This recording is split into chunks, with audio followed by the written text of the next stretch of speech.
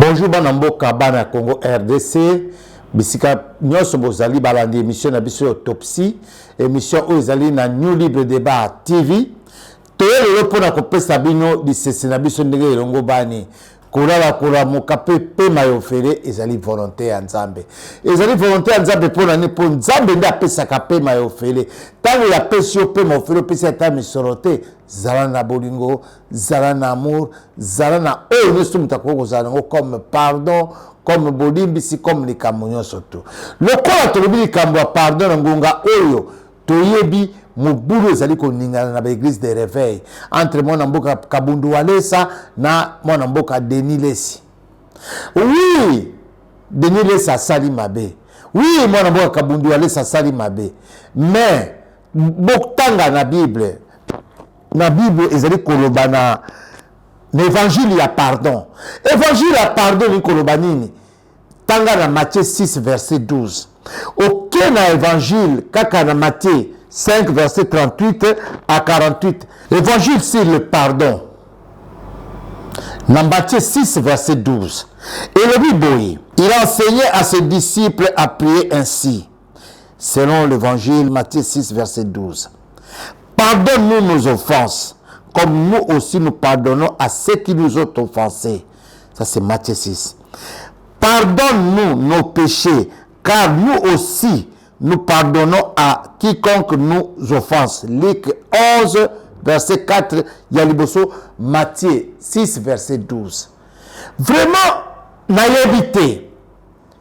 L'évangile de pardon est l'ongwe na ba église. L'évangile d'amour est l'ongwe na ba église. Évangile est oya, bonzambe et koufi. Batu ba komi kolakisa ba relation na bango. N'a qu'à porter plainte, à ta place 20, l'église de réveil que nous avons cru. Parce que c'était le symbole de Jésus-Christ.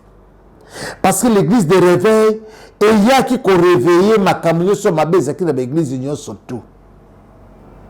Le réveil, à l'ongwe na pardon, à l'ongwe na ba makambi à côté à péché, réveil à côté na matériel. Tout ça c'est le matériel qui veut faire plonger les gens dans maille. Non. Bible zolo baka soko tangi na Matthieu 5 verset 38 à 48. Soko ba beto mbatala itama ya gauche pesa pe ya droite ba beta. Moyende évangile na ekufi. Bana ba komi koloba kuna oyo kuna zako kena ba réseaux sociaux. Botike la biso na no ba théâtre wana. Nous avons cru na Seigneur Jésus-Christ est sauveur. Ba toi le papa, le bana ba biso to ndimela bangote. Tondimena nde Yesu Kristo bango baza koteya kemisa bango nzamba kozwa moto mususu oyo aza na ye na bozwite pasteur moko kaka abandi lelo azana kobanga nzambe ayebi ndenge azaka l'esprit ya pardon azana mot du prochain. Ce pasteur là peut enseigner Christ. Vous êtes des serviteurs de Dieu et non des serviteurs du diable. Évitez de faire des scandales dans des églises de réveil. Bon prêcher population, bon prêcher bango amour du prochain, bon prêcher bango le pardon. Ces gens-là n'ont pas cru à vous, ils ont cru dans le Seigneur Jésus-Christ, qui est le Seigneur et le Sauveur. Yo baba qui veut recourir sur toi. Yo yeba qui passe à kota CTT pe ose quoi quitter. Quand yo akufi asekwi mikorobi sato akufi pe abimi na nkunda sekwi yo zalaki wana te yo zali kaka simple instrument oyo aza ko utiliser pour bato babongola motema bato maladi babika bato ya pasi balongwa na pasi na nzela na yo yo lati yango lokola yo ndo komi nzambe botika boye botlongola théâtre liboso évangile ya nzambe na ba réveil. Au komona te abbé ya Saint-Michel, akofunda abbé ya Saint-François, akofunda abbé ya Saint-Augustin, akofunda abbé ya Saint-Joseph te. Ici akobe na le coucou. Vous avez des sages. Vous avez des communautés de sages, vous avez ma papa, oh bazaba sage na bien de l'église, allez-y vers eux.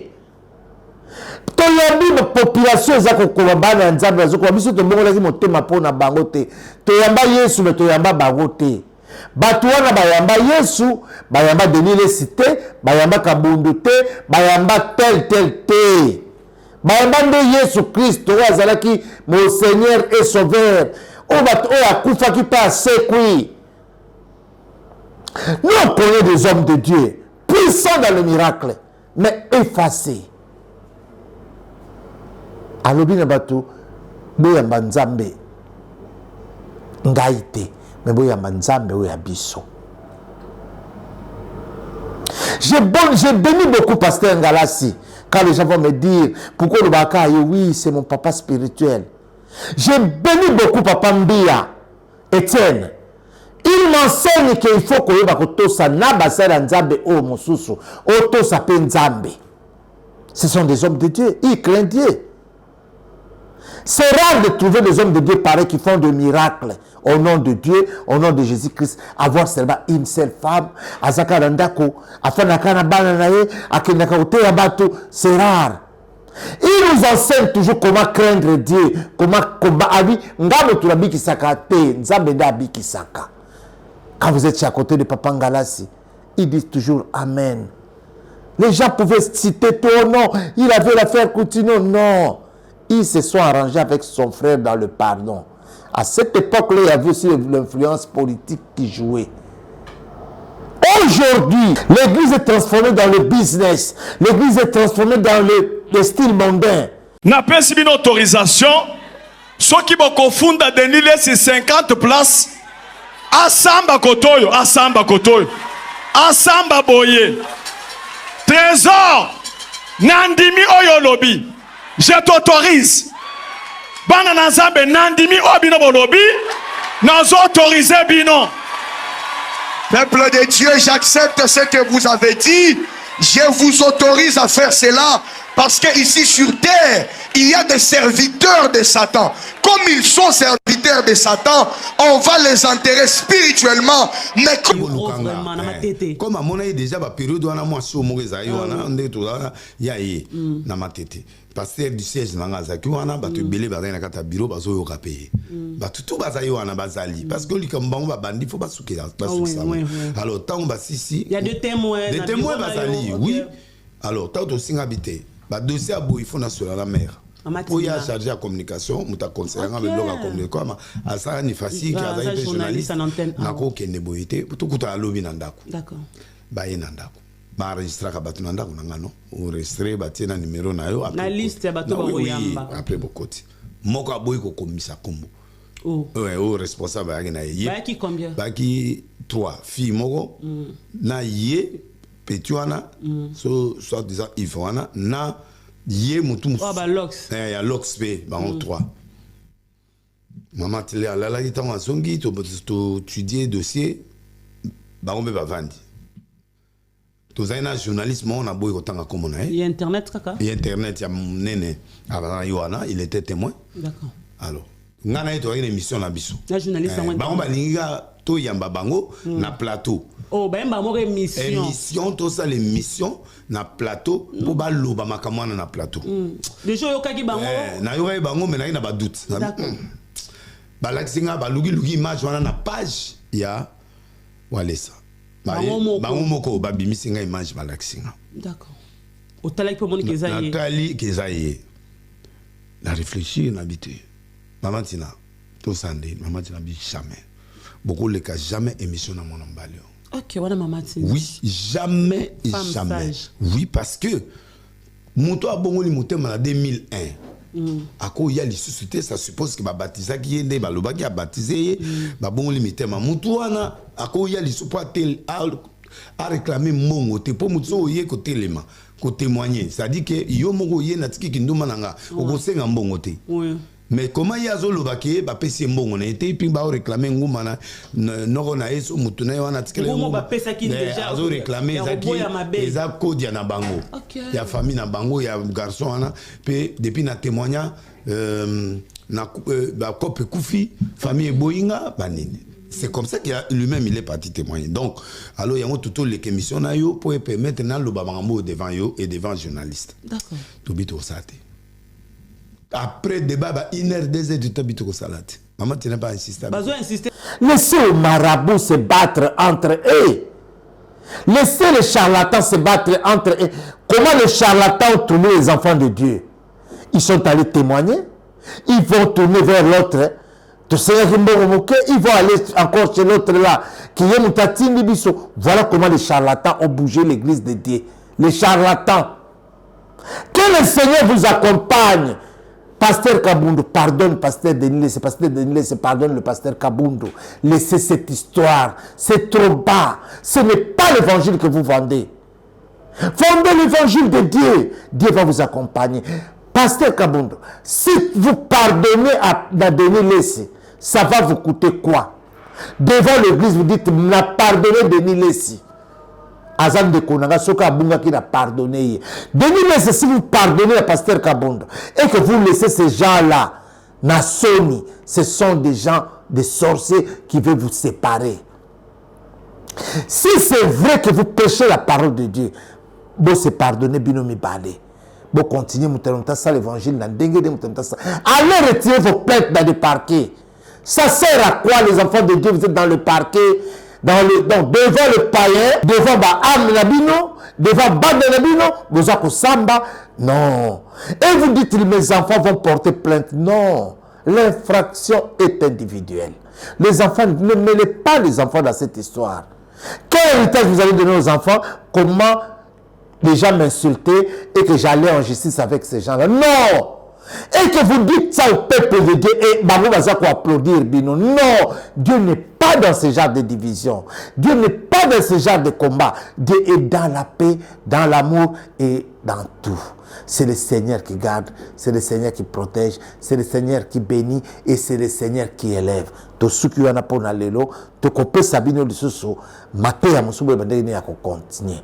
Yango ya toke ya lumbanga kwa sabino ke mwana mboka Félix Tshisekedi amilengeli milulu azako kitana Kisangani pona kokene ko inaugurer aéroport ya Kisangani oyo atongaki esili kokene kotala nzela ya Kisangani route ya Kisangani tiko bima ya aéroport ya Bangoka tiko bima na ville ya Kisangani ko inauguré akokono senga population ya Kisangani merci mingi ndenge bavotaki po ba charge le kake bere longonya mingi mwana mboka pa Félix Tshisekedi tokochela bino mwa extrême ke ya publicité wana modèle bazako yambaye botala ngo bino moko na lombangu mwana mboka liao ministre VPM oyo etali makambo ya fonction publique akene kotikela tata mokonzi annuel oyo ya makambo ya koyeba ba renseignement ya ba fonctionnaire bazali combien na mboka oyo toyebi te na kati soki ba fictif pe azalaki soki ba nini nzambe ye moko akoyeba pour nombre de fonctionnaires nyonso tu ya pays oyo ya koyeba bango eke baza kozwa pe misolo eke baza nini donc amemaki annuel ya fonction publique ezali kola renseignement ya makambo nyonso ezali na kati ya fonction publique ba fichier ba agent nombre ya ba agent makambo nyonso tu bokota na bili bokolanda yango affaire ngulu na palais du peuple, na l'Assemblée nationale. Oh!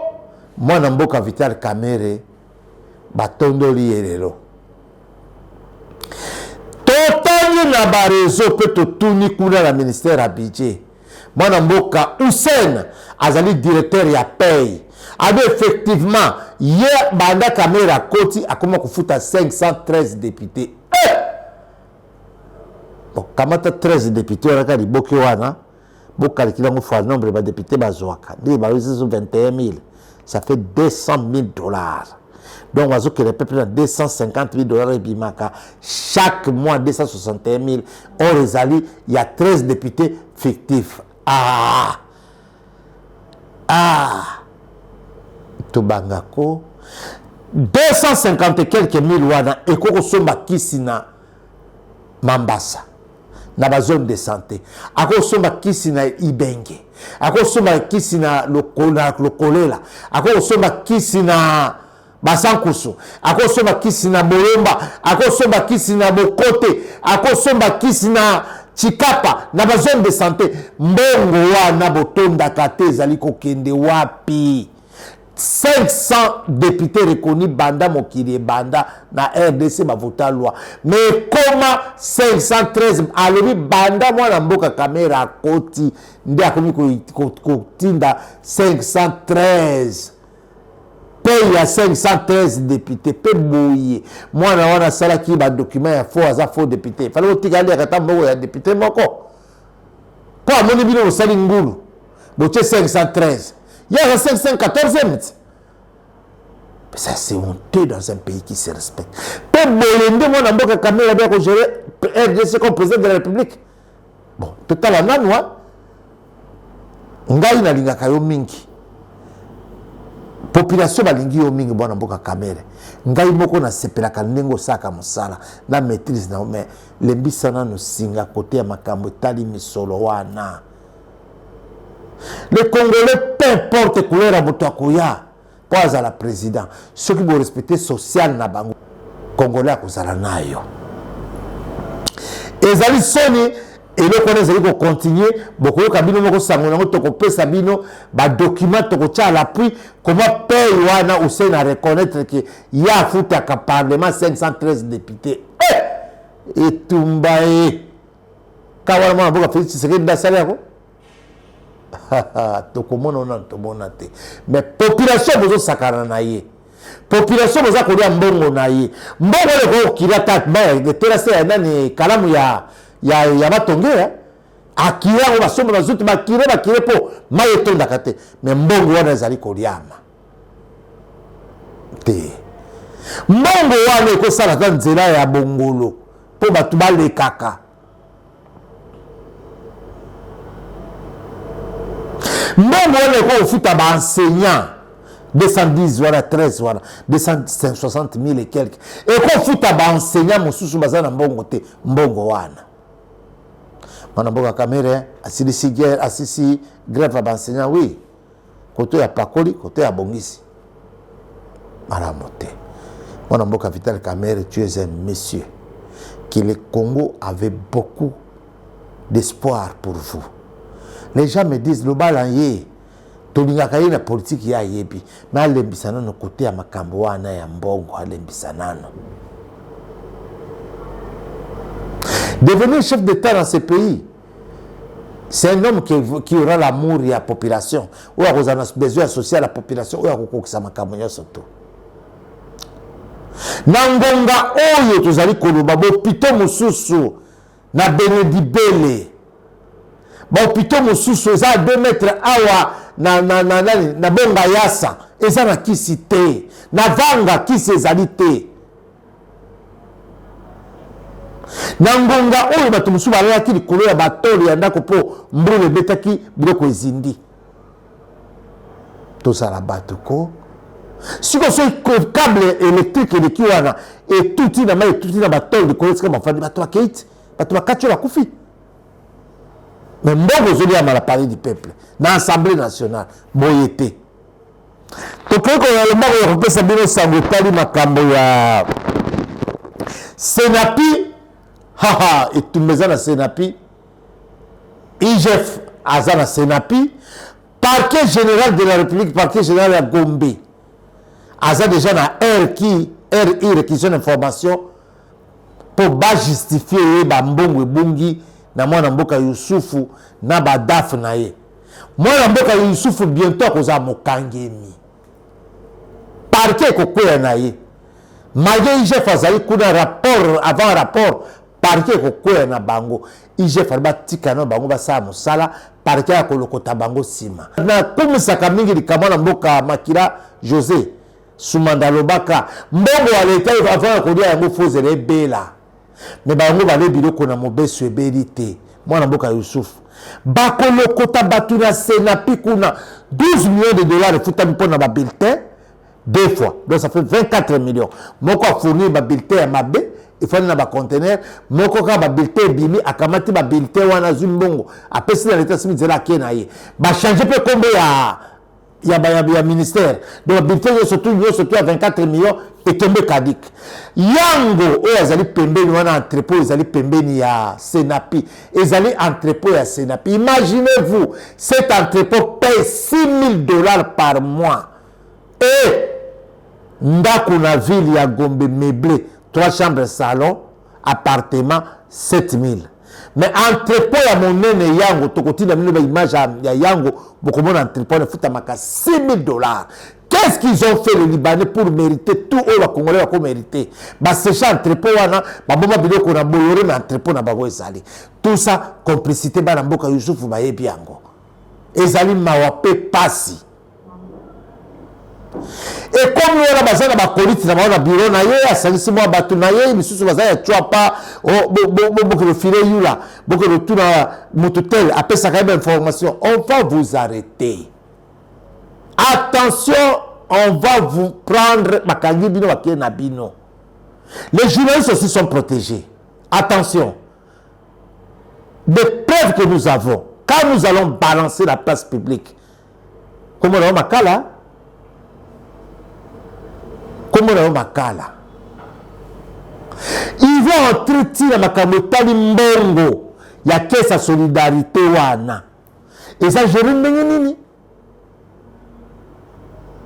Comment quelqu'un qui est dans la finance peut s'acheter au moins plus de 10 maisons en étant dans le Sénapi, on va vous arrêter. Le parquet est déjà saisi pour un détournement à Sénapi. Tout ce qui nous a le parquet, ça là, bisobeko panzasango, bisobeko bimisa makambo. Ezali soni pe mawa. Prime bofuti yango sélectivement. Misobazu mingi, misobazu moke. Sénapi boko sambwa. Bakonzi ya kuna baza kobeta tolo boko samba pe boko kende mingi la makala na ba partenaire na bino o besoin certains partenaires dira uta a utiliser comme la famille présidentielle on a fait la 10e rue mettez na ba la famille présidentielle on va vous citer nommément peut to ko yo ba la famille présidentielle tala mutu tela tama la trafic d'influence na comme la mino na Senapi to yebi yo pandamie basi ba pesibiso identité na yo ba pesibiso na photo na yo tala na émission de comme sa photo na yango wana to ko pesa ba sango zali ko leka na assemblée lisusu kaka na assemblée wana motion de défiance banda ba telemisa ki on peut pas que de quoi accuser réception et c'est ko kaki makambo surtout et pas moi na mboka Willy Mishiki bazoko ta le réunion ko fin pour ba déposer ba accuser réception bato ko to na biso motion yango suki ndenge nini ya mwana mboka Boji Sangara ako kende mo kolonini mwana mboka Boji Sangara azali kokende peta moso akosala prison bokotala na émission ekoya tokobimisela bino combien de dossiers mwana mboka Boji Sangara afuti koyo ya ye moko afuti bato 392 millions de dollars au bino bofuti bato boteke sali mbongo ebele na oyo yo moko mboka Boji Sangara afuti basispanda bapaiement nyonso to ya soins médicaux. C'est inconcevable. Ezali likambo ko sala mate ezali likambo ya mabe soins médicaux ezalaka prioritaire. Mucha la mesure de sécurité so mutakei et qui a se soigner te alembo wana ba se justifier te. On ne suspect wakati wa mbongo na trésor public. Il faut sanctionner les gens. Yango wana l'émission za ko ya to complexe bino profil ya bye bye Mama Suminwa bye bye. Suminwa de ekozala kate Mama Suminwa bye bye oyoka ki mwana na mboka Kavira ninga lobela ki ote bola na mwana mboka Mama Kavira ninga lobela ki bona mboka Suminwa mato se ngote akei kokweya azali koba ya mabe o ba tester pona basi Mama Suminwa ezalo kola ba che de sarbe pour remplacer Mama Suminwa Hector balongola ka ba joueur na kati ya mabe pe bachaka ba joueur asika pe bacha entraîneur asika nde ko za premier ministre asika na ba joueur mingi bakokota na kati pour babeta ndembo bien. Au moins 25 ministres doivent quitter le gouvernement, 25 à 35 ministres. Incompétence totale. L'honorable Mamounda s'est fait écraser par le système et après les hommes ici nous ont dit voilà une femme, pour une fois qu'on a mis une femme et voilà une femme, désormais on ne mettra plus de femmes. On ne veut pas que vous subissiez le même mépris. Quand ils vous auront roulé dans le moule du parti politique. Excellence, Madame la Première ministre, soyez stricte. Soyez stricte. Je sais que le chef de l'État vous appuiera. Il veut aussi réussir ce quinquennat ici. Il va vous soutenir, n'hésitez pas. Moi, je vous conseillerais, si vous voyez vraiment que vous êtes écrasé, et démissionner. Parce que ça sera encore l'histoire des femmes. On va dire la femme, la femme, la femme. Et si vous démissionnez parce que notre famille politique aura voulu que vous comportiez différemment à vos valeurs. Je sais que le Congo central produit toujours des gens avec des valeurs élevées. N'allez pas vous compromettre dans ça. Excellence, Madame la Première ministre, c'est vous qui serez redevable devant ce Parlement et donc devant la nation. C'est vous seul. Lorsqu'ils vont vous dire, écoutez, si vous ne faites pas ceci, bon voilà, si vous ne faites pas ceci, à la fin, on va vous appeler ici, ça sera vous seul devant tout ce monde ici. Je ne voudrais pas y aller longuement parce qu'on parlera plus lorsque vous allez nous amener le budget. Je voudrais parler d'une chose que nous sommes en train de vivre, mes chers amis. Le dédoublement des institutions au niveau de la présidence de la République. Excellence, Madame la Première ministre, vous avez été ministre du Plan. Vous avez travaillé. Vous le savez comme moi. Moi, je peux le dire ici parce que ça rentre dans mes attributions. Mais vous allez vous taire. Il faut éclaircir ces histoires dès le début.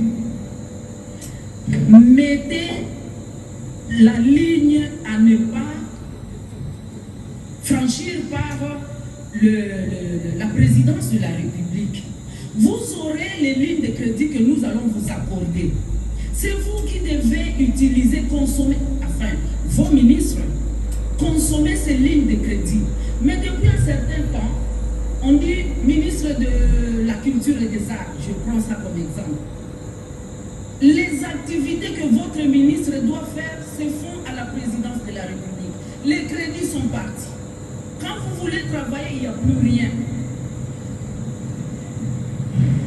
Les conseillers principaux se sont finalement mis au-dessus des ministres. Madame la Première ministre, refusez ça. Refusez cela. Sinon, vous n'allez pas tenir votre programme. Vous ne les tiendrez pas. Il faut déjà faire un distinguo entre la présidence. On va leur donner leur crédit. Et le gouvernement, nous allons vous donner vos crédits.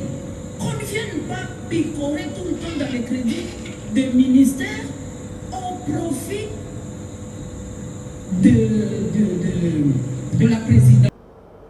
Monsieur Bakomba, chef coutumier, Bameli Masanga, Batu ya Banganda, Batu ya Baboite. Comment un ministre peut arriver dans Nyongo et un restaurant, 35 000 $ quand il y a consommation? Ça, c'est de la folie. Président, l'Ongola va jouisseur dans son gouvernement. L'Ongola va incompétent dans son gouvernement. Il y a testé que combat à moi si. Pour un hasard, le premier ministre, c'est le premier test dans le pays, mais test tango et simbité. Test tango et kouyi. Test souminois et simbité. Il n'y aura jamais de souminois des population à Boyango. Baïko tout na biso le susu. Na ba panzi sango. Na population. Il y a un moment dans Patrick Mouyaya. Azali attaché de presse à ma collègue, ministre ou Azali ministre de la communication et médias. Rapporteur à gouvernement. Mais il y a comment mon attaché de presse à ma conseiller de communication et ministère de la Moussalate. Il va comment continuer à faire un coupage pas naïe. Ce qui va transport, surtout le ministre de la présentation et pas naïe. Ce qui est assis ici. Batourner, transport. Même le ministre de communication et médias, il n'a jamais été maintenant attaché de presse à ma collègue ministre. Ils ont instauré le problème, il y a combien de ministres qui dans le cadre sécuritaire. Ce n'est pas tous les ministres. Moi, je Patrick Mouyaya a commis attaché de presse à ma premier ministre ou quoi? Aké na forum na Belgique il y a Zanakati. Président qui est aux États-Unis il y a Zanakati. Président qui est mais tala yana qui sangani sur président qui Mouyaya ko kendete. Soki Lubumbashi ko kende. Soki Bukavu ko kendete. Ya ko kende ka esika moni ezali na nani. Ya ko tuni biso botu na Mouyaya. Patrick, ministre de la communication et médias, a commandé attaché de presse à ma collègue na ministre. P. Alengwanas Moli Moana. Atika attaché de presse dans ma conseiller de communication, sala na bango. Babzoka ba frais de transport oyo bapesaka bakolege na bango bajournaliste bango moko bapesaka bango baattaché de presse na baconseiller communication bakombeli biso babi tolembi ye. On n'a jamais vu ça dans Era Kamere comme ministre de la communication, mauvais ministre de la communication. Moi, Namboka, Jonino Makelele, jamais. Kakana El, ya moi, Namboka Mouya, Yande Bilokwane Komi. Est-ce que vous ne voyez pas qui c'est honté? Un ministre qui se déplace partout, un ministre qui veut suivre le président partout, un ministre qui va suivre le président, le premier ministre partout. Non, ce n'est pas ça le rôle du ministre de la communication. Il est le rapporteur du gouvernement. Et non, attaché de presse de ses collègues ministres. Tant que modèle a eu maman au Sony, avec un bête talibakou dans mon économie des infractions pénales. Maman Rose Moutombo, a gafa liboso na ministre Molendo, camarade na ye, ba mesana na ye, akena jamais na makambo na ye wana. Ba ministre belé na kotanga na bino akena na makambo na ye wana te.